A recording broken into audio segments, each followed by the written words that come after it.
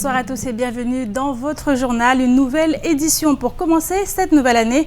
Et à ce titre, la rédaction et moi-même vous adressons nos meilleurs vœux pour 2016. Et pour nous accompagner ce soir, El Aziz Hamidou, secrétaire départemental de l'UDFO. Bonsoir. Bonsoir. Alors, un préavis de grève datant du 8 janvier a été envoyé à la direction de Total, un préavis qui émane de l'UDFO et de CFDT. Alors ici en cause des procédures disciplinaires qui ont été prises à l'encontre de salariés. On en parle avec vous tout à l'heure. Avec nous également Shakila Youssouf, journaliste à KTV. Bonsoir Shakila. Bonsoir. Alors, du côté de la commune de Bandrélé, les choses se sont corsées cette nuit avec des affrontements entre jeunes de Dapani et de Mtsamoudou. On en parle également avec vous tout à l'heure. Mais d'abord, voici les titres de ce lundi 11 janvier. Ce week-end a été violent pour les jeunes de Cavani et de Mgombani. Plusieurs dans le week-end se sont affrontés à coups de chombo, de bas à clous et de couteaux. L'un d'eux a été grièvement blessé. Toutes les explications dans ce journal. C'est fait, la communauté d'agglomération entre Mamoudzou et Dambéni est née ce week-end. Les caméras de Kwezi étaient présentes, tous les détails dans quelques minutes. Grève ou pas grève chez Total, ce matin, FO et la CFDT ont lancé un préavis de grève pour jeudi. Les syndicats seront sur le plateau du JT ce soir. Le lycée Bamana a décidé de lutter efficacement contre les intrusions intempestives dans l'établissement en installant du fil barbelé en mode rasoir, un spectacle affligeant mais nécessaire. Les enfants de l'école Je veux savoir ont visité les plateaux de KTV et notamment du JT, un souvenir qui restera gravé pour longtemps dans nos petites têtes. Depuis plusieurs mois, les scènes de violence sont devenues monnaie courante à Mayotte. Le plus inquiétant, c'est qu'il s'agit le plus souvent d'agressions entre bandes rivales. Ainsi, ce week-end, des affrontements ont eu lieu entre jeunes de Cavani et Mgombani. Des menaces de représailles sont suivies et cela est venu entacher, bien sûr, cette rentrée scolaire. Les explications dans ce sujet signées Abbas Alidi et Adèle Laurent. L'histoire a commencé jeudi soir, après le lynchage d'un jeune de Mtsapéré par des jeunes de Mgombani. À 10 contre 1, ils l'ont molesté puis lacéré au niveau des doigts, de l'avant-bras et du dos. Ce jeune, gravement blessé, va être évassané à La Réunion. Après cette agression, le clan de Cavani et son voisin de Mtsapéré se sont unis pour combattre leur ennemi historique de Mgombani. Des affrontements entre les bandes rivales de Cavani et de Mgombani ont éclaté dans la nuit de vendredi à samedi. Vers 1h30 du matin, les forces de l'ordre sont intervenues afin de disperser les jeunes, en plein affrontement. Ils ont dû employer du gaz lacrymogène. Samedi matin, des jeunes originaires de Mgombani sont allés, visage masqué, à Mamoudzou. Le but était de trouver un rival de Cavani à molester. L'information s'est très vite répandue et vers 13h, les deux groupes se sont affrontés à coups de pierre, de bâtons cloutés, de couteaux et de tchambo. La rixe a commencé non loin de Mgombani, puis elle a dévié jusque devant le lycée Younoussa Bamana. Les policiers ont dû de nouveau intervenir. Ils ont procédé à des interpellations et ont réussi à confisquer des armes. Un habitant de Mgombani nous a fait part de sa vision des événements. Ça, c'est une longue histoire qui date depuis longtemps, ça. Ça, c'est depuis longtemps, donc ça, c'est de génération en génération. Donc personnellement, moi aussi, je suis passé par là. Moi, je suis en sécurité, là, je suis en Mgombani, donc je suis tranquille, tu vois. C'est la preuve que l'histoire, là, c'était juste pour un week-end. C'est une histoire qui s'est passée juste une soirée, il n'y a pas eu de suivi de 2 jours ou autre chose. Non, il n'y a pas eu de suite. À l'école maternelle, l'école primaire ainsi qu'au collège de Mamoudzou, aucun incident n'a été à déplorer en ce jour de rentrée scolaire. Il y aurait eu une bagarre en sortie de boîte. Donc ça n'a pas atteint, ce n'est pas arrivé jusqu'au collège. La rentrée s'est très très bien passée. Je me suis renseignée auprès du personnel des 3 établissements et il n'y a pas de problème. La rentrée s'est très bien déroulée. Les forces de police sont toujours là. Depuis un certain temps, ils sont devant le collège, ils sont dans le quartier en général, pour rassurer tout simplement les habitants du quartier. L'insécurité fait donc son retour, et alors que le prochain état-major sécurité devrait afficher des chiffres 2015 notablement mauvais, le début de l'année 2016 n'échappe pas à la règle. restera, Shakila, avec nous. Votre intervention va concerner, des affrontements entre bandes rivales, mais cette fois du côté de la commune de Bandrélé, des jeunes de Mtsamoudou contre des jeunes de Dapani. Alors que s'est-il passé réellement ? C'est toujours une histoire de vengeance. Alors, il semble-t-il qu'il y a eu une bagarre entre un jeune de Dapani et un jeune de Mtsamoudou. Et ça ne s'est pas arrêté là. Donc, une trentaine de jeunes de Mtsamoudou est montée hier soir à partir de 22h à Dapani pour aller se venger. Et ils n'ont pas épargné les habitants.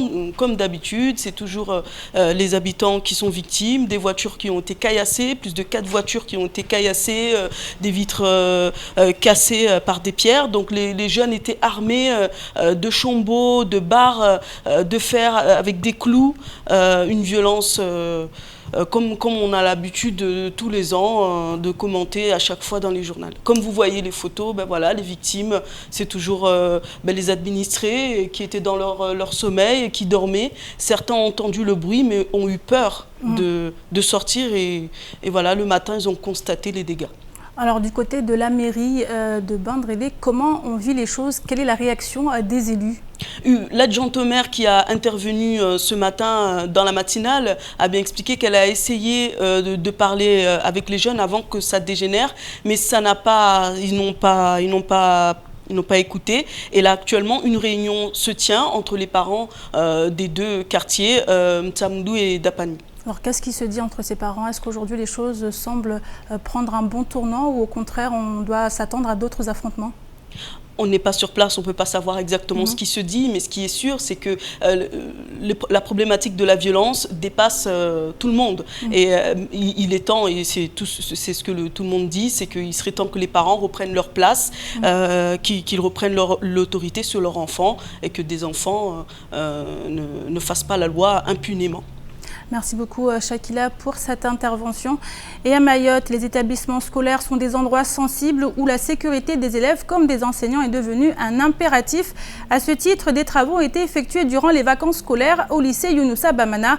Des barbelés ou fils rasoirs ont ainsi été installés autour de l'enceinte afin d'en renforcer la sécurité. Les précisions avec Abbas Alidi et Patrick Mian. Du barbelé coupant comme des lames de rasoir pour protéger nos écoles. La direction du lycée Bamana à Mamoudzou a décidé de prendre le taureau par les cornes afin de limiter les intrusions dans l'établissement scolaire. Pour les élèves, l'initiative est plutôt bien perçue. Oui, j'ai vu les barbelés et c'est une bonne chose pour le lycée, je pense. Pourquoi ils ont installé ces barbelés? Parce qu'il y a de l'insécurité dans le lycée. Donc je pense qu'ils ont instauré ça pour éviter tout conflit à l'intérieur du lycée. On est en danger au lycée, mais peut-être qu'avec ces barbelés, ça pourrait calmer les insécurités. Mais je suis quand même en insécurité dans le lycée. Tu penses que ça pourrait arranger les choses? Peut-être, c'est pas sûr, mais je pense un minimum. Oui, je me sens en insécurité dans le sens où plusieurs fois, il y a des personnes qui viennent de l'extérieur, qui entrent dans notre lycée et à cause d'eux, on fait face à la violence. En général, là où les barbelés en question ont été installés, en général, c'est pour des vols de téléphone. Mais après, des fois, il y a des quartiers qui sont en embrouille. Et du coup, tout ça se règle au sein du lycée. Je les ai vus et je vois pas trop l'intérêt, mais je me dis que c'est pour notre sécurité, mais je doute. Je sais pas trop. Vous parlez de sécurité. Est-ce que vous, justement, vous vous sentez en insécurité au sein de l'établissement ou aux abords de l'établissement? Pas trop. Je me sens pas trop en sécurité parce que y a beaucoup de bagarres en ce moment. Les vacances, c'était hier et les cours viennent de reprendre, mais je pense pas que ça va rester silencieux comme ça pendant toute l'année. Peut-être ils croient que les délinquants dehors, ils vont rentrer par derrière pour refaire le même truc qu'ils ont fait il y a 3 ans, je pense. Certes, ce ne sont pas des murs qui sont construits, comme le craignait Madame Costantini, vice-recteur de Mayotte, mais bel et bien des barbelés. Des barbelés pour protéger des enfants contre les agressions qui arrivent de l'extérieur. C'est désolant, diront certains. Nécessaire, rétorquent d'autres. Mais peu importe le sentiment des uns et des autres. Cette image démontre bien qu'il y a un gros problème dans notre société. L'année commence fort pour les communes de Mamoudzou et de Dembéni. Depuis samedi, en effet, celle-ci forme une entité commune, la CADEMA. Voté ce samedi, le bureau aura la charge de mener à bien l'intercommunalité. Ainsi, en mettant en commun leurs moyens, les deux communes devraient théoriquement s'assurer un développement plus serein. Reportage Akila Youssouf, Adèle Laurent et Leslie Vimné. C'est dans une salle pleine à craquer que s'est tenue l'élection du bureau de la CADEMA. L'ambiance était bon enfant malgré l'urgence des traitements des dossiers. Et si le bien fondé de cette communauté d'agglomération n'a pas été remise en cause, seule la réalisation et la mise en œuvre des grands chantiers inquiètent. Effectivement, quand on voit les moyens financiers qui nous manquent aujourd'hui dans les communes, vous savez, cette histoire d'intercom fait penser un petit peu à l'Assemblée unique, conseil départemental et région. Alors, dire ouais, super, c'est l'Assemblée unique, mais on n'a pas, alors on a les compétences région, mais on n'a pas les budgets qui vont avec la région. Ouais. Et là, je me dis, est-ce que ça va pas être la même chose? Je suis pas certain, mais je m'inquiète. L'intercommunalité est essentielle. Pourquoi? Parce que les caisses des communes sont vides et seules, elles ne peuvent plus assumer les grands enjeux d'aménagement ou d'assainissement, de tout ce que vous voulez. Donc on parle de fiscalité propre, alors ça c'est le danger, c'est là où je vous rejoins. Ah oui. Fiscalité propre, ça veut dire que nous sommes déjà assassinés par les impôts locaux, nous risquons d'avoir de nouveaux impôts, en tout cas de nouvelles taxes pour financer cette intercommunalité. Ces établissements publics de caractère intercommunal, ça c'est vrai, mais n'oubliez pas une chose, c'est qu'il y a aussi les dotations de l'État qui arrivent en plus, et qui sont conséquentes, notamment pour le ramassage des déchets, la collecte et le traitement. Le rôle de la CADEMA et de ses 40 conseillers est d'aménager le territoire en mettant en place des transports interurbains, terrestres et maritimes. Elle est également chargée de collecter et de traiter les déchets ainsi que de créer des habitations. Tant de sujets qui devront être réalisés incessamment sous peu. C'est ce que nous explique l'actuel maire de Dembéni, Andil Amada Jouaou. Dembéni Mamoudzou s'est uni pour une cause commune. Donc, la municipalité de Mamoudzou avait donc leurs projets et leurs objectifs. Nous, Dembéni, c'est pareil. Je crois que parmi ce qui a été projeté donc sur Dembéni et ce qui a été projeté par la municipalité de Mamoudzou, ça va être pris en charge par la communauté. Donc c'est déjà un bouffée d'oxygène. L'urbanisation, au jour d'aujourd'hui, nous sommes presque arrivés donc à notre la limite donc de Dembéni Mamoudzou. C'est à Mkombozi, nous avons des sociétés juste à côté, donc, et puis des habitations juste aussi sur la limite de Mamoudzou Dembéni. Donc du coup, c'est déjà cette proximité, donc pour nous, c'est une bonne chose. Et puis après, bien sûr, Dembéni, commune universitaire, Mamoudzou, la plus grande commune de Mayotte. Bon nombre de personnalités étaient présents pour assister à l'élection du bureau de la CADEMA, comme la maire de Chirongi et bien d'autres élus de l'île. Depuis avril 2014 jusqu'en décembre 2015, entre les élus de Dembéni et de Mamoudzou, plusieurs réunions de travail se sont tenues entre les deux équipes municipales pour que la CADEMA voie le jour ce samedi, ce qui a insufflé un rythme de travail qui ne peut être qu'un bon présage pour l'avenir, selon Mohamed Majani, le président de cette communauté d'agglomération Dembéni Mamoudzou. On devait discuter entre collègues maires pour être ensemble. C'était ça le travail qui s'était fait. Et il y avait l'arbitrage au niveau du CCID qui était là, parce que nous on faisait nos choix, mais le CCID qui regroupait les délégués de certaines communes se réunissait pour entériner le choix. Parfois le choix qui a été fait par certains, les uns et les autres, peut aller être modifié, mais toujours est-il, il fallait faire des choix. Donc c'est ce qu'on dit, c'est ce travail qui a été fait jusqu'à ce jour. Dans les projets, parce qu'il y aura une réflexion et une réflexion d'idées entre les conseillers communautaires de part et d'autre, mais aussi avec l'association des cadres qui composent nos administrations. Il y aura aussi la mutualisation des compétences et le cadrage de certaines orientations que nous, on va les donner dans les prochains mois à venir. La CADEMA regroupe officiellement 68 204 habitants, dont près de 11 000 pour Dembéni et un peu près de 57 000 pour Mamoudzou. Andil Amada Jouaou, le nouveau maire de Dembéni, a été nommé premier vice-président de la CADEMA et 10 autres vice-présidents s'ajoutent à lui. Mohamed Majani a prononcé un discours très prometteur en assurant que la CADEMA œuvrera au bénéfice de tous. C'est du moins ce qu'espère l'ensemble des administrés. Ce matin, un cambriolage a été soupçonné à la station Total de Passamainti. En effet, le flou a persisté de longues minutes suite à la non-ouverture des grilles du magasin.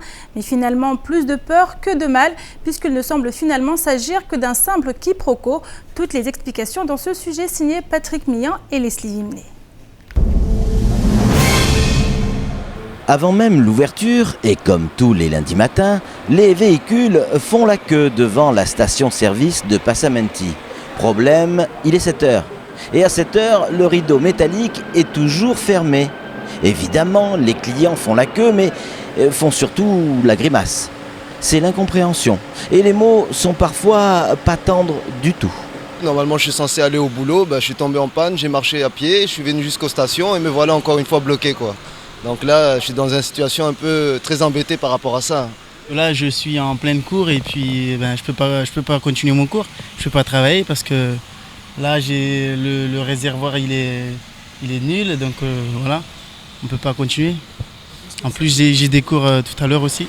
Quelques minutes plus tard, certaines personnes qui se disent bien renseignées évoquent un cambriolage de la station pendant la nuit. Une tentative qui, certes, aurait avorté, mais aurait surtout endommagé le grand rideau métallique et donc impossible de l'ouvrir. Maintenant, on part au braquage de la station-service, quoi. Donc ils ont franchi encore un cap pour cette année 2016. C'est grave, c'est grave. D'être le bonheur qu'on cambriole une station, c'est trop. Oui, c'est ce qu'on a entendu ici, parce que moi je suis allé voir de l'autre côté, mais j'ai vu aucune infraction, donc on ne sait pas où l'infraction. Donc on ne nous dit pas, on ne sait pas quelle heure ça va ouvrir. Seulement voilà, tout le monde n'a pas la même version. Monsieur Favre, directeur de Total, évoque plutôt un problème de clés. Elles auraient été perdues, puis retrouvées. L'histoire aurait pu s'arrêter là, mais tout se complique lorsque l'équipe de la matinale de Kwezi annonce un préavis de grève chez Total pour jeudi. Il n'y a pas de responsable, il n'y a pas d'information, on n'en sait rien du tout, on ne sait pas qu'est-ce qui se passe exactement, mais voilà, ça nous embête beaucoup, quoi. C'est depuis 7 heures que je suis là et il n'y a aucun responsable n'est passé pour nous dire ce qui se passe, donc on ne comprend pas. C'est vraiment un manque de communication parce que tous les gens qui attendent là, ils ne savent pas ce qui se passe.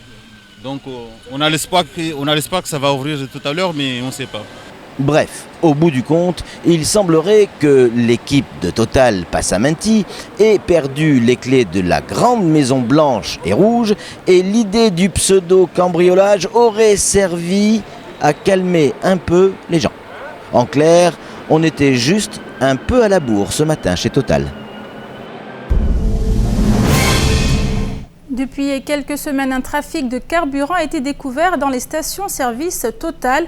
En effet, la direction du pétrolier a contacté un client chef d'entreprise pour le prévenir que la somme versée ne correspondait pas au volume de gazole réel vendu.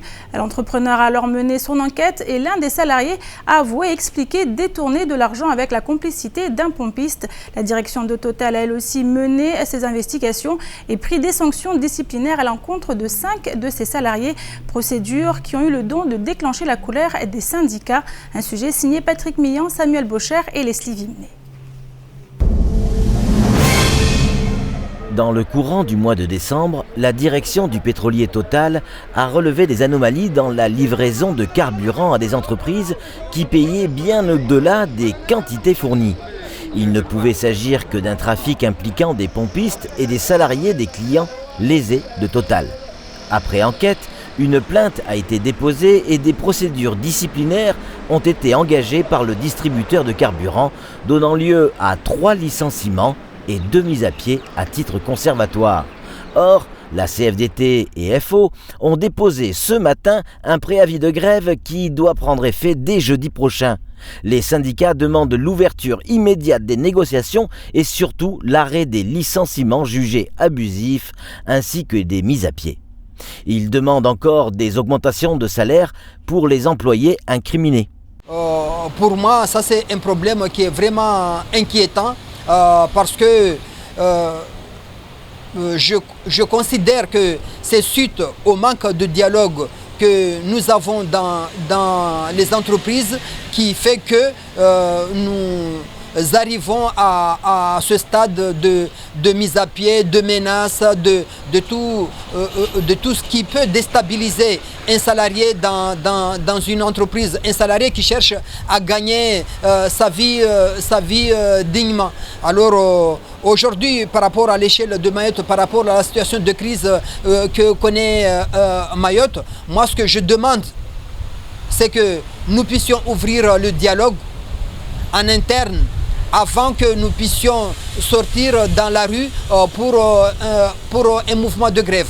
Parce que nous sommes ouverts à la discussion comme toute autre organisation syndicale qui est là, qui est ouverte au dialogue. Alors nous aussi nous sommes ouverts au dialogue. Et je voudrais entendre la direction de Total nous inviter à nous asseoir autour d'une table pour que nous puissions discuter sur tous les problèmes qui se posent dans l'entreprise.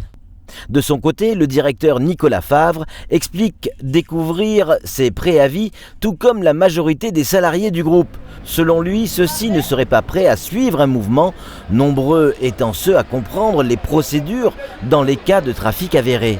Coup de bluff des syndicats ou tensions sociales réelles qui feront leur apparition comme en 2011.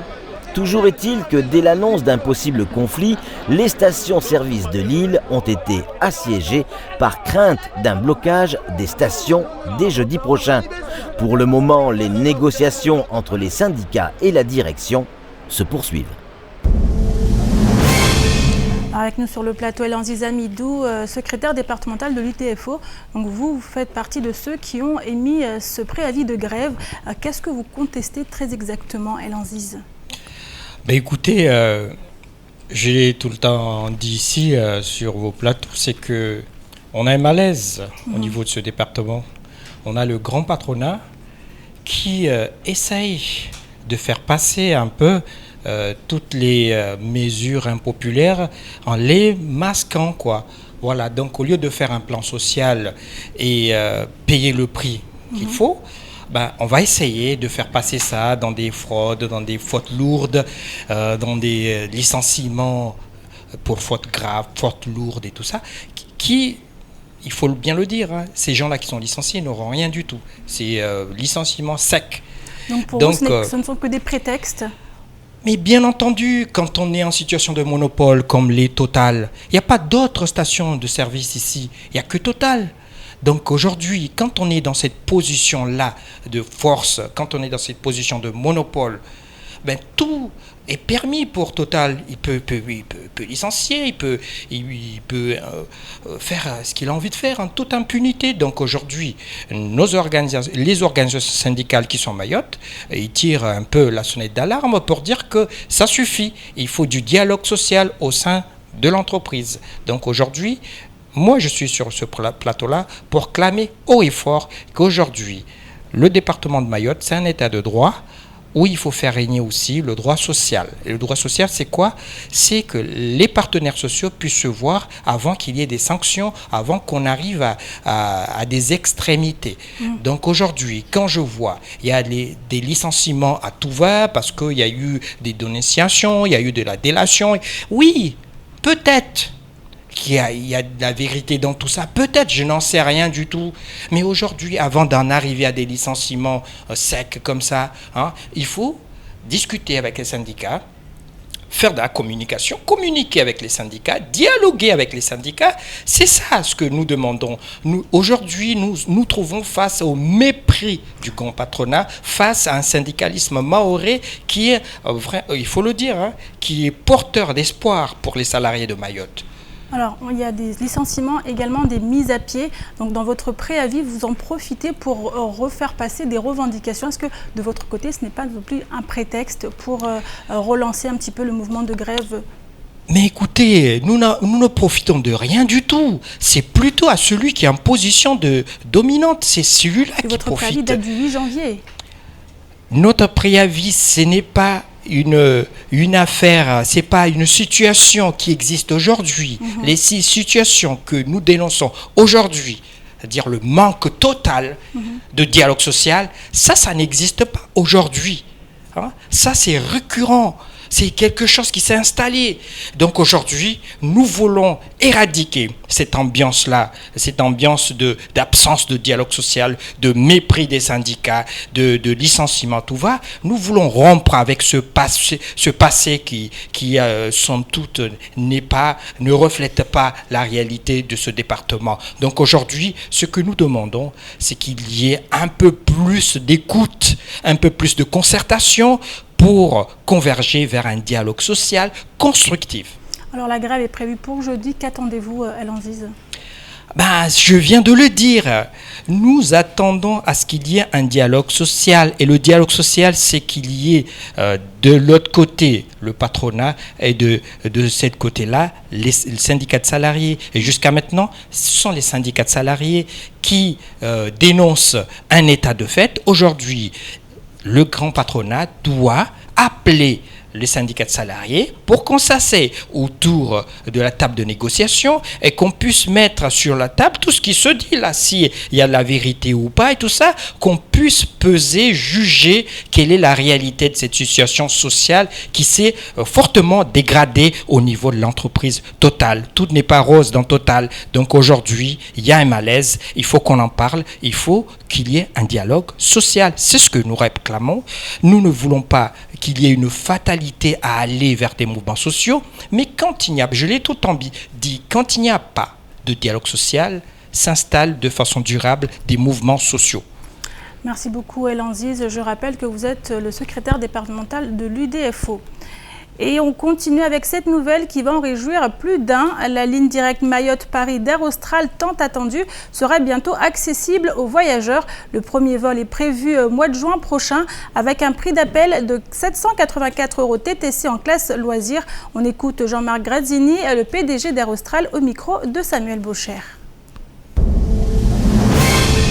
Le 10 juin, la preuve de l'implication de la compagnie Air Austral sur le territoire mahorais, s'il en fallait une, depuis 25 ans que notre implication n'est plus à démontrer, sera effective.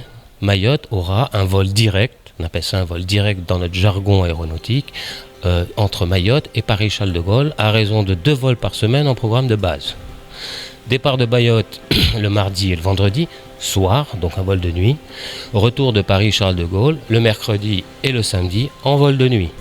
Donc, en plus, avec un produit qui est, je crois, ce qu'on fait de mieux dans notre métier, puisque nous mettrons sur cette ligne le nouvel avion que nous avons commandé. Nous en recevons un fin mai.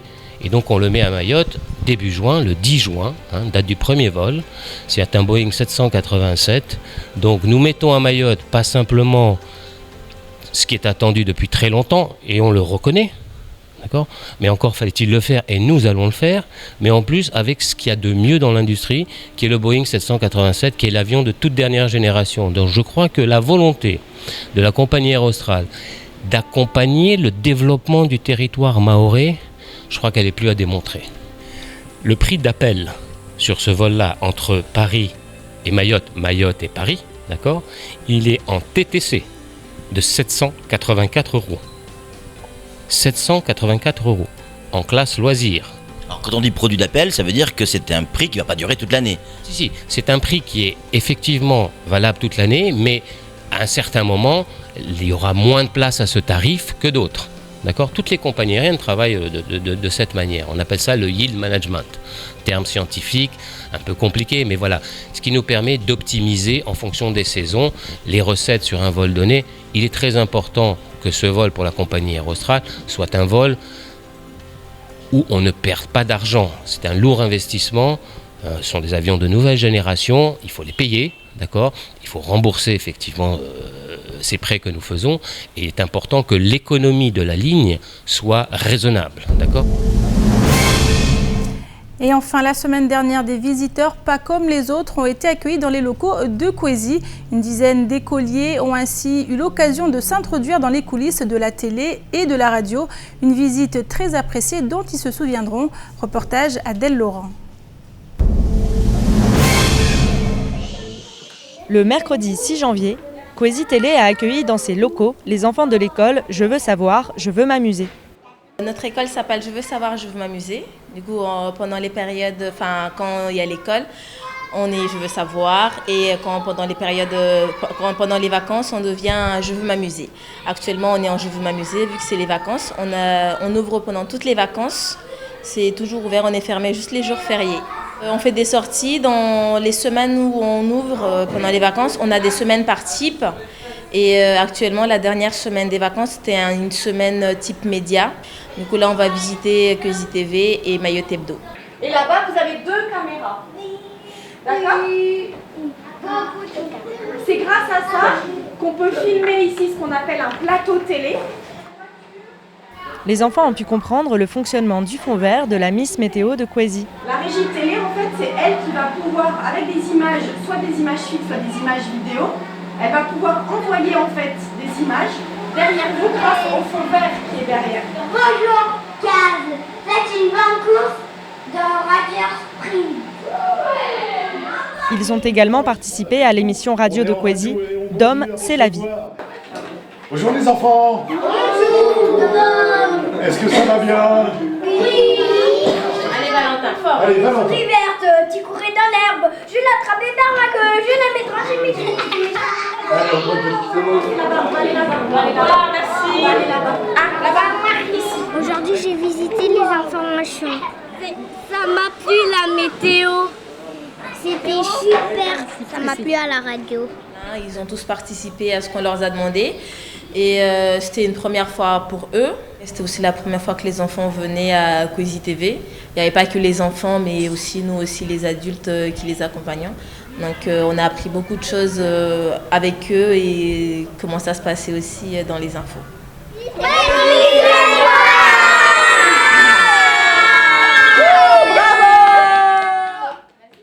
L'équipe de Quasi a été ravie de partager une partie de leurs connaissances avec les enfants de l'école Je veux savoir, je veux m'amuser.